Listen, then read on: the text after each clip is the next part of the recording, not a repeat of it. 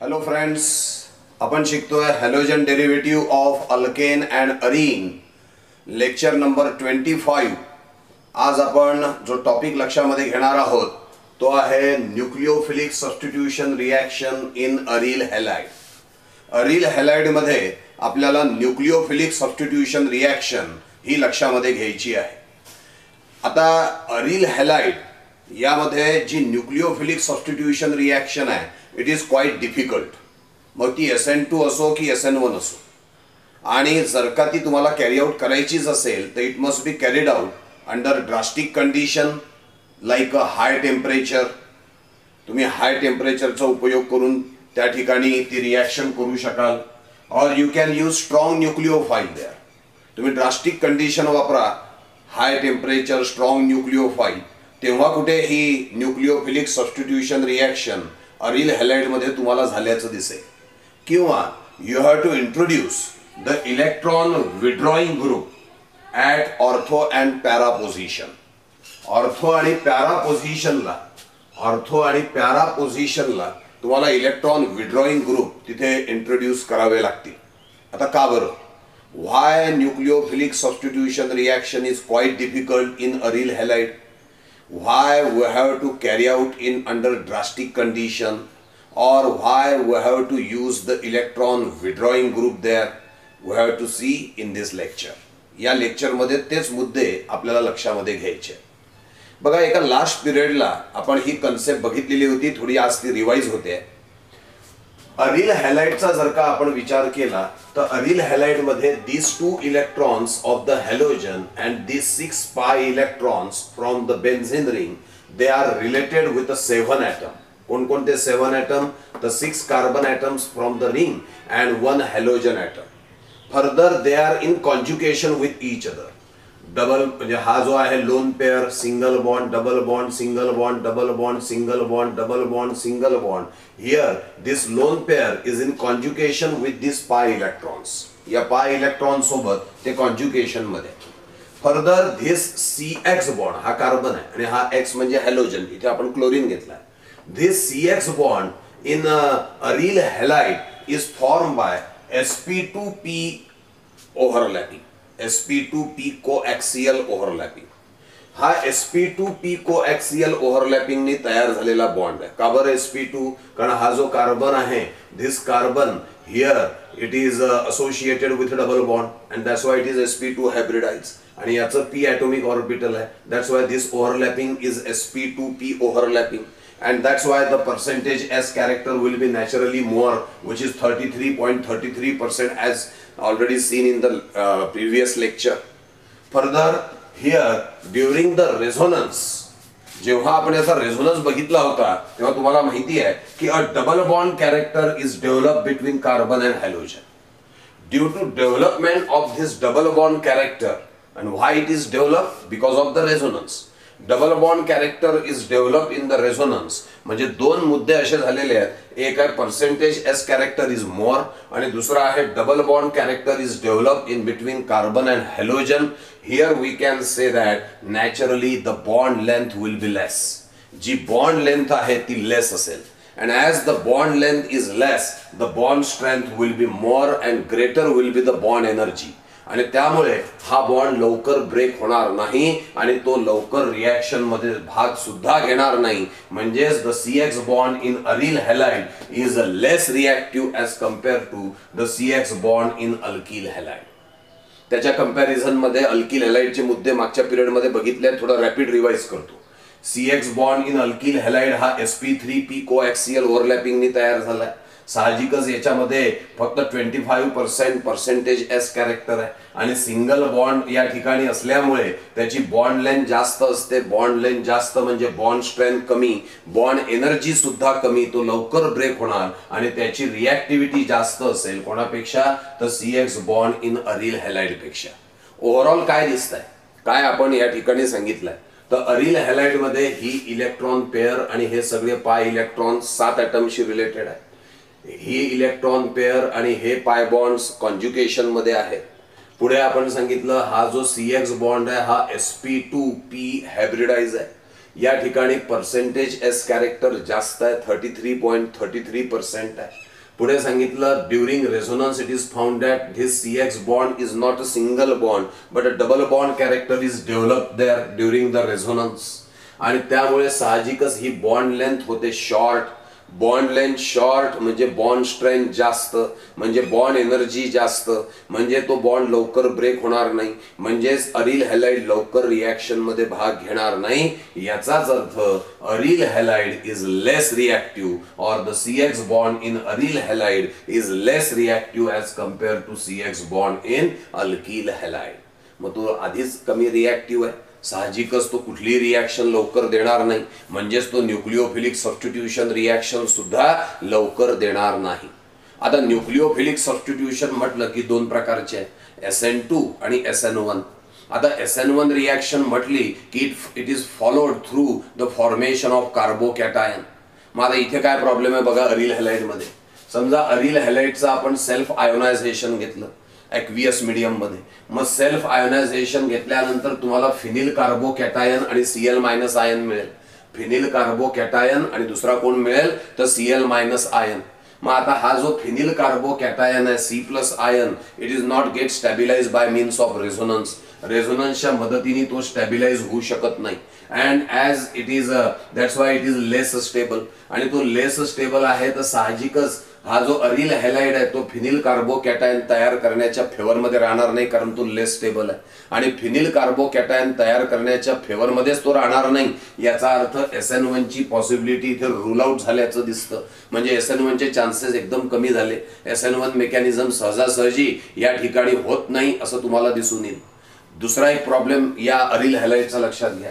या aril halide मध्ये हा जो कार्बन आहे, ज्या कार्बनला हॅलोजन अटॅच आहे, या ठिकाणी या कार्बन वरती opposite to that of the chlorine जो अटॅक होतो SN2 मध्ये तो पण पॉसिबल नाहीये, कारण due to presence of a benzene ring here.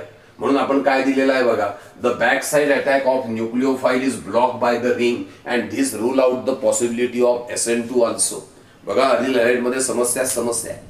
Aril halide विषयी पहिली समस्या सांगितली की CX बॉन्ड हा लेस रिॲक्टिव्ह आहे. अरिल हॅलाइड मध्ये दुसरी समस्या सांगितली की सेल्फ आयोनायझेशननी जो फिनिल कार्बोकॅटायन मिळतो त्याच्यामध्ये रेझोनन्स शक्य नाही, त्यामुळे तो स्टॅबिलाइज होत नाही, म्हणून तो लेस स्टेबल आहे आणि म्हणून SN1 ची पॉसिबिलिटी एकदम कमी होऊन जाते.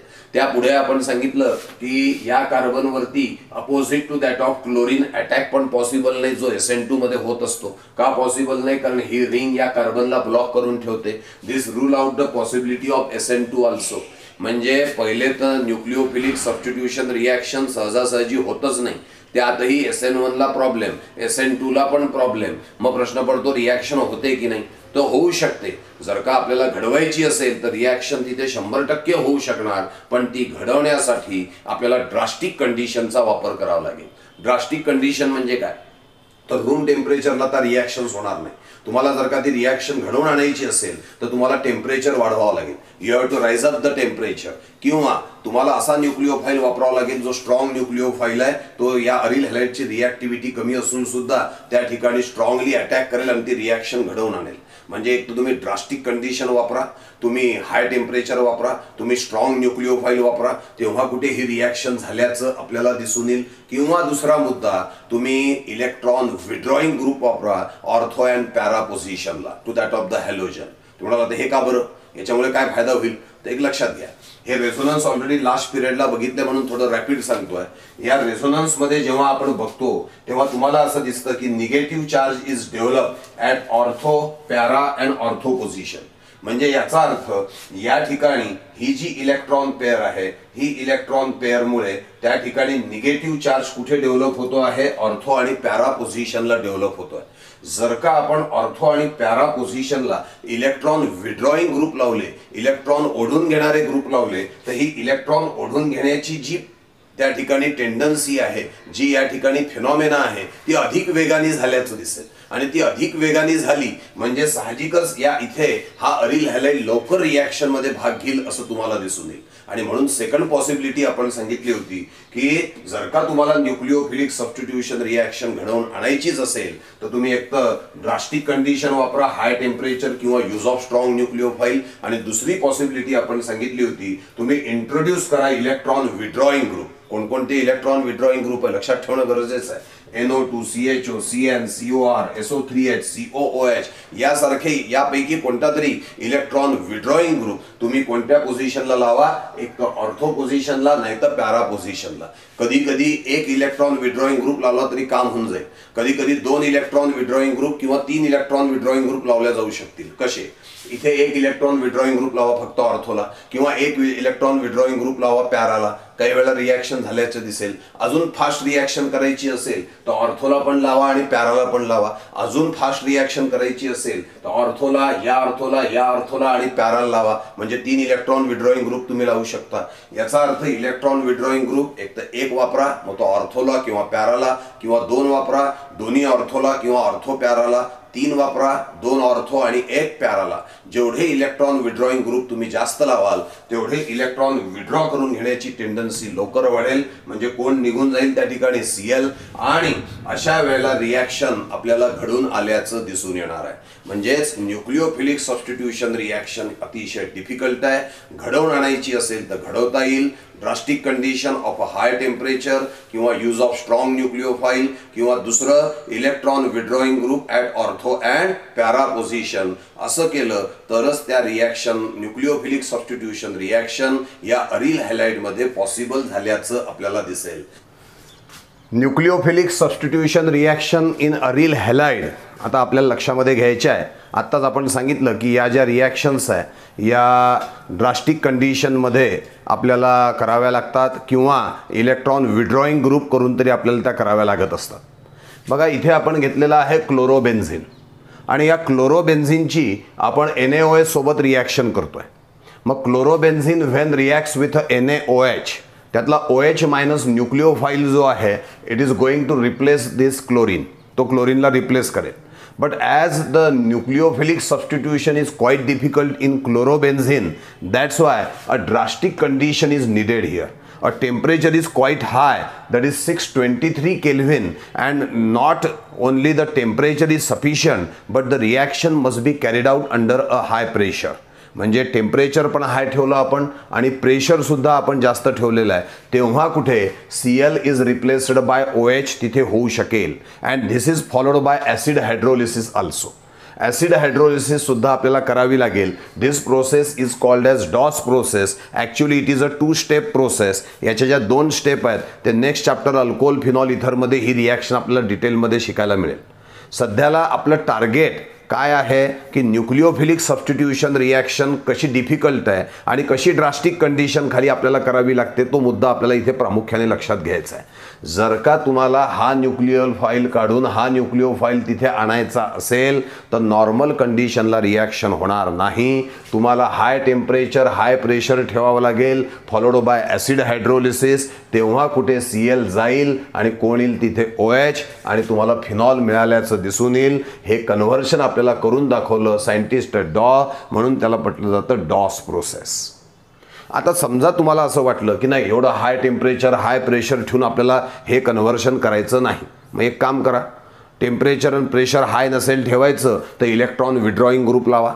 मग आपण इलेक्ट्रॉन विड्रॉइंग ग्रुप सध्या घेतलेला आहे NO2 आणि तो कनेक्ट केला आपण इथे ऑर्थोला आणि इथे पॅराला. ते म्हणाल की इलेक्ट्रॉन विड्रॉइंग ग्रुप हा ऑर्थो आणि पॅरालाच का लावला, मेट्या पोझिशनला का नाही लावला इलेक्ट्रॉन विड्रॉइंग ग्रुप? याचं कारण लक्ष द्या. ज्या वेळेला आपण रेझोनन्स बघतो त्यावेळेला आपल्याला असं लक्षात येतं की the electron gets transferred at ortho or which position, para position. म्हणजे इलेक्ट्रॉन जो येणार आहे तो ऑर्थो आणि पॅराला आहे. मग ताकद तिथेच लावणं गरजेची आहे. ऑर्थोला जर का इलेक्ट्रॉन विड्रॉइंग ग्रुप लावला किंवा पॅराला इलेक्ट्रॉन विड्रॉइंग ग्रुप लावला तर हे इलेक्ट्रॉन ओढण्याचा वेग वाढेल. ती रिॲक्शनचा रेट रिॲक्शनचा स्पीड वाढल्याचं दिसेल. ही इलेक्ट्रॉन पेअर तुम्हाला मेट्या पोझिशनला कुठे डेव्हलप झाल्याचं दिसतंय का? नाही.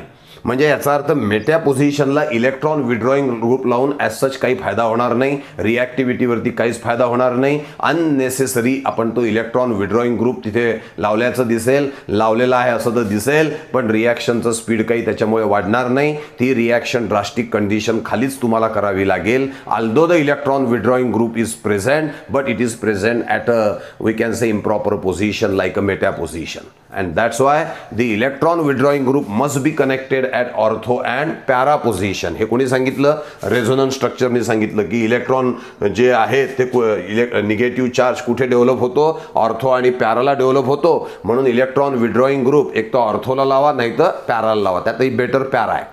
मग इथे आपण ऑर्थो पोझिशनला लावला, रिॲक्शन झाल्याचं दिसलं, कमी टेम्परेचरला रिॲक्शन झाली, प्रेशरची गरज नाही. इथे पॅराला लावल्यावरती अजून कमी टेम्परेचरला रिॲक्शन झाली. रिॲक्शन तीच आहे बघा, Cl is replaced by OH. इथे इलेक्ट्रॉन विड्रॉईंग ग्रुप नव्हता, ड्रास्टिक कंडिशनला रिॲक्शन कॅरी आउट केली. इथे इलेक्ट्रॉन विड्रॉईंग ग्रुप आपण ऑर्थो पोझिशनला लावलेला आहे, टेम्परेचर कमी लागलेलं आहे. नंतर इथे सुद्धा इलेक्ट्रॉन विड्रॉईंग ग्रुप आपण लावलेला आहे, पुन्हा आपल्याला असं दिसतं की टेम्परेचर कमी लागलेलं आहे त्याच्याही पेक्षा, कारण पॅरा पोझिशनला आहे. फॉलोड बाय ॲसिड हायड्रोलिसिस आहेच. हे जे ॲसिड हायड्रोलिसिस आहे हे सगळ्या ठिकाणी आपल्याला करावंच लागणार आहे. त्या पुढे जाऊन आपण आता काय केलं, इथे एकदा ऑर्थोला लावला, एकदा पॅराला लावला. आता काय करू आपण, ऑर्थो आणि पॅरा दोन्हीला एकाच वेळेला लावलं आपण. नाव काय येईल त्याचं सांगा? 1-क्लोरो 2,4 डायनायट्रोबेन्झिन. बरोबर आहे. मग 1-क्लोरो 2,4 डायनायट्रोबेन्झिन म्हणजे 2 इलेक्ट्रॉन विड्रॉईंग ग्रुप आपण लावलेले आहे. रिॲक्शन तुम्हाला 368 केल्व्हिनला झाल्याचं दिसून येईल. एकही इलेक्ट्रॉन विड्रॉईंग ग्रुप नव्हता 623 केल्विन अंडर हाय प्रेशर. एक इलेक्ट्रॉन विड्रॉईंग ग्रुप ऑर्थो लावला 573 अप्रॉक्सिमेट आहे. नंतर पॅराल लावला 533 केल्विन. 2 इलेक्ट्रॉन विड्रॉईंग ग्रुप लावले, एक ऑर्थोला आणि एक पॅराला. टेम्परेचर किती कमी झालं बघा, 368 केल्विनलाच ही रिॲक्शन झाल्याचं दिसतं, followed by acid hydrolysis. Reaction एकच, Cl रिप्लेस्ड बाय OH, बाकी काहीच होत नाही आहे. Nucleophilic substitution reaction. या पुढे जाऊन आपण 2 ऑर्थोला इलेक्ट्रॉन विड्रॉईंग ग्रुप आणि एक पॅराल लावला. नाव काय होईल सांगा त्याचं? 1-क्लोरो 2,4,6 ट्रायनायट्रोबेन्झिन. याची जर का NaOH सोबत रिॲक्शन केली, म्हणजे OH मायनस न्यूक्लिओफाईल सोबत जर का आपण रिॲक्शन केली, तर here Cl minus is replaced by OH minus, and this reaction is carried out just in a warm water. No need of high temperature. तुम्हाला 623 तर जाऊ द्या, पण 368 केल्विन पण त्या ठिकाणी आपल्याला गरजेचं पडणार नाही. जस्ट वॉर्म वॉटर जर का तुम्ही घेतलं तरी सुद्धा रिॲक्शन कॅरी आउट झाल्याचं आपल्याला दिसून येईल. आणि वॉर्म वॉटरमध्ये सुद्धा ही रिॲक्शन कॅरी आउट होते, म्हणजेच रिॲक्टिव्हिटी वाढलेली आहे. म्हणून तर तुम्हाला म्हटलं होतं, एक तर drastic condition high temperature pressure वापरा, नाही तर मग तुम्ही इलेक्ट्रॉन विड्रॉईंग ग्रुप लावा. बरं, ते इलेक्ट्रॉन विड्रॉईंग ग्रुप कुठे लावायला सांगितले आपल्याला? ऑर्थो आणि पॅरा पोझिशनलाच लावायला सांगितलेले आहेत. मेटॅला इलेक्ट्रॉन विड्रॉईंग ग्रुप लावून रिॲक्टिव्हिटीमध्ये काही फरक पडणार नाही. ते useless use of electron withdrawing group असेल. हे कोणी सिद्ध केलं आपलं? तर आपल्याला सिद्ध केलेलं आहे रेझोनन्स स्ट्रक्चर्सनी. कारण रेझोनन्स स्ट्रक्चरमध्ये निगेटिव्ह चार्ज कुठे डेव्हलप झालेला आहे, तर तो ऑर्थो आणि पॅरा पोझिशनलाच डेव्हलप झाल्याचं आपल्याला दिसून येतं. या ज्या सगळ्या रिॲक्शन्स आपण सध्या बघितल्या त्या एकाच टाईपच्या रिॲक्शन आहे. यामध्ये एकच गोष्ट घडली आहे की Cl is replaced by OH. फक्त काय केलं, कंडिशन बदलल्या. पहिले इलेक्ट्रॉन विड्रॉईंग ग्रुप नाही, high temperature pressure drastic condition. मग इलेक्ट्रॉन विड्रॉईंग ग्रुप लावला, ड्रास्टिक कंडिशनची गरज नाही, कमी टेम्परेचर. पॅराल लावला, अजून कमी टेम्परेचर. ऑर्थो पॅरा दोन्हीला एकाच वेळेस लावला, अजून कमी टेम्परेचर लागलेलं आहे.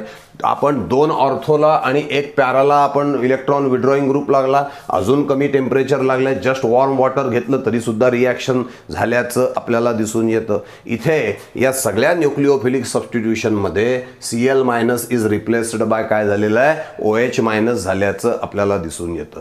त्यापुढे आपण घेतलेलं आहे NaCN CuCN दोघांच्या मिक्सचर, म्हणजे Cn मायनस न्यूक्लिओफाईल. हे दोघांना जाऊ दे.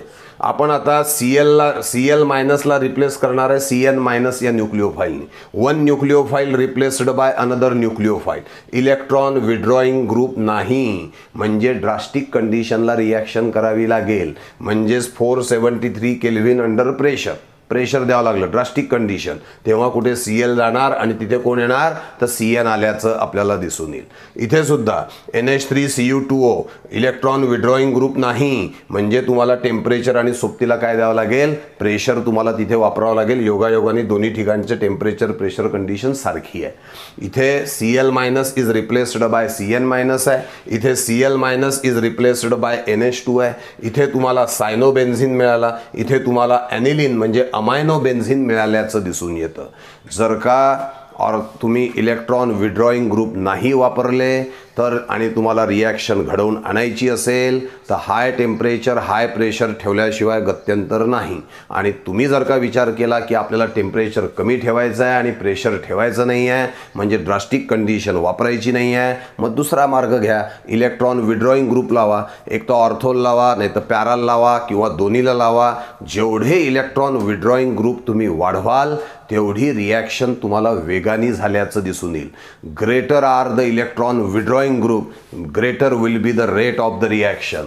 No electron withdrawing group, high condition, drastic condition. 1 then somewhat lower temperature, 2 more lower temperature, 3 electron withdrawing group, much more less temperature. म्हणजे ड्रास्टिकनेस कमी कमी झालेला जेवढे इलेक्ट्रॉन विड्रॉईंग ग्रुप वाढवले आहेत. म्हणून आपण सांगितलं की greater are the electron withdrawing group, greater will be the rate of the reaction. And if no electron withdrawing group, we have to use high temperature along with pressure, then and then the reaction is carried out, otherwise not. This is about the nucleophilic substitution reaction in aryl halide. Thank you.